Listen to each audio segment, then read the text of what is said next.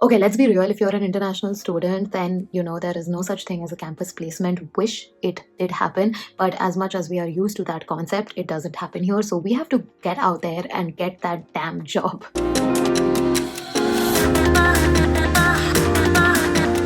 For me, what has worked the most in actually getting responses out of someone is to go meet them directly and have a conversation with them. And it happens at social events. Either they are meant for networking or they are not. I try go to either of those events, which I find online either through a Google search or on online websites like Eventbrite and Meetup. I try to go to a lot of relevant marketing related events or just events where people come to network and talk after work, and necessarily not to find a job, but I try to meet as many people as I can in the city that I live in, which is Paris at the moment. I recently went to one such event, and today felt like a good time to share some of the things that I have learned and picked up while I try go network at these events, things that you should do that can make the communication more effective. So if you're also looking to go out there and put yourself out in front of strangers and make an impression, then this video is for you. Let's get started. Even if you're an introvert. Oh, by the way, I'm going to keep the best for the last, so make sure you watch the whole video so that you get all the pointers and that I have to share, and hopefully it will help you for your networking spree.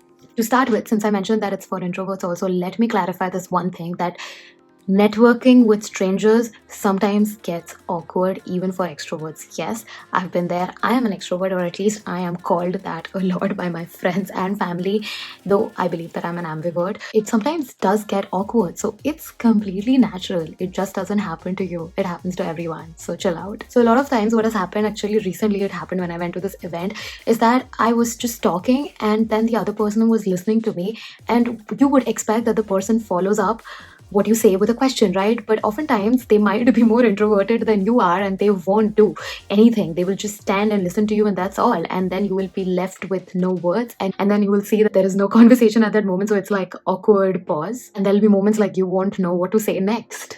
And that's completely okay. What I do in this scenario is that I use a small trick where I start talking about myself. It might look obnoxious, but then it helps because you can just talk about anything small and random that might have happened to you in that past week, and that of course has to be a little bit relevant to the event or what brought you there to that event. And you just start talking and kind of turn it around to them, ask their opinion on it, and they will start to, they have to start talking about their opinion on that thing that you just shared, and it will slowly fold into a conversation which you were never expecting. But oftentimes we don't realize that the other person also feels like, what should they be sharing about themselves to a stranger, which is you? So you can just ask them questions by sharing first about yourself and then taking their opinions. So it always works for me.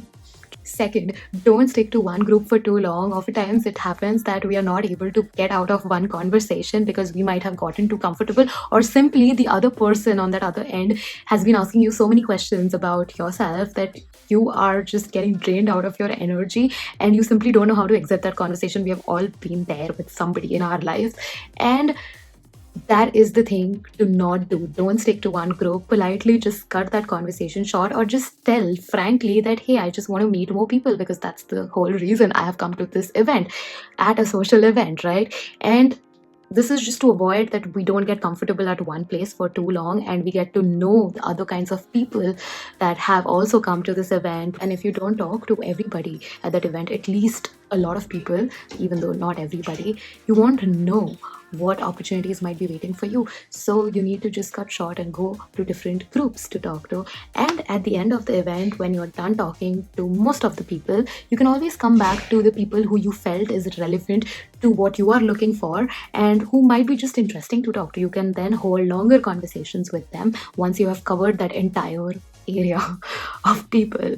So don't get too comfortable at one place. Third, this is the most obvious thing, but this is also the thing that we overlook the most. We tend to think that we will get instant results after going to networking events because simply we have met people and we have kind of made an impression, a first impression. But most of the times there are no opportunities readily waiting for you. So it's best not to expect instant results. You might not walk out of that event with an opportunity in hand. So take their LinkedIn, Instagram, website, whatever they prefer, and send a follow-up message, which we often forget to do after the event, saying, hey, it was nice meeting you. It was really glad to connect with you and hope we can speak again in the future, soon. and maybe offer to meet up for a coffee or something, but always follow up. And this is one good practice that I have inculcated over the years, that I have made it my thing to follow up with the people that I meet.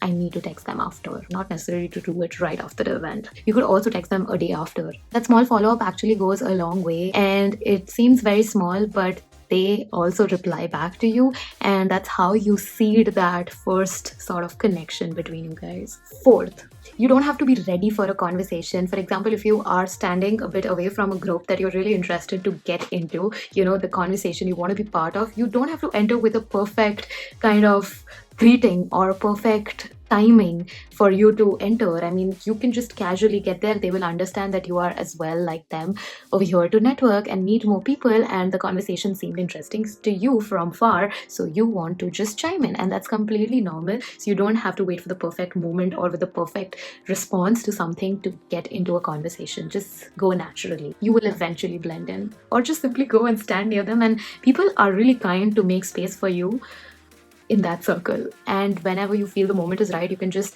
slowly get in. Probably when the conversation is not too heated up and it's kind of receding, you can just pick it up again by entering, introducing yourself, or ask someone to repeat what they were just talking about, because showing genuine interest goes a really long way and it will naturally blend you in with the group. Fifth, and I think if you're an introvert, you're really going to relate to this and like this pointer.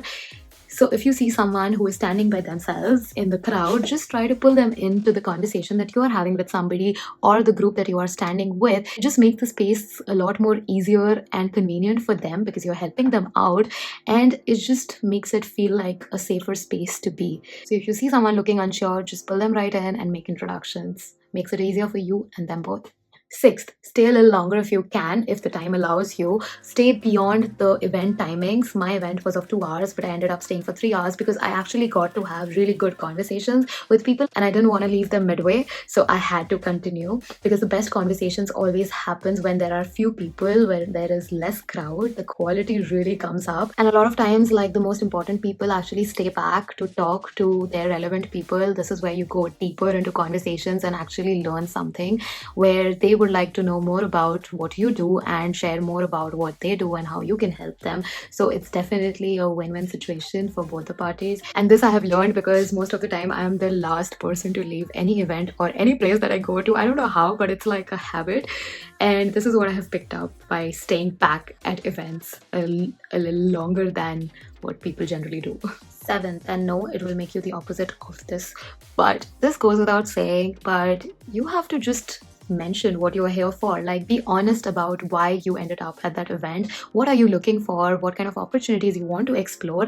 People really would love to help you if you are honest about your goals and ambitions, or something that you want to help people out with. I mean, you don't have to go in with a serious pitch about yourself. You just have to be you. And time for the best one. This is my personal favorite, at least. It's the 8th advice that I would have for you, and the final one.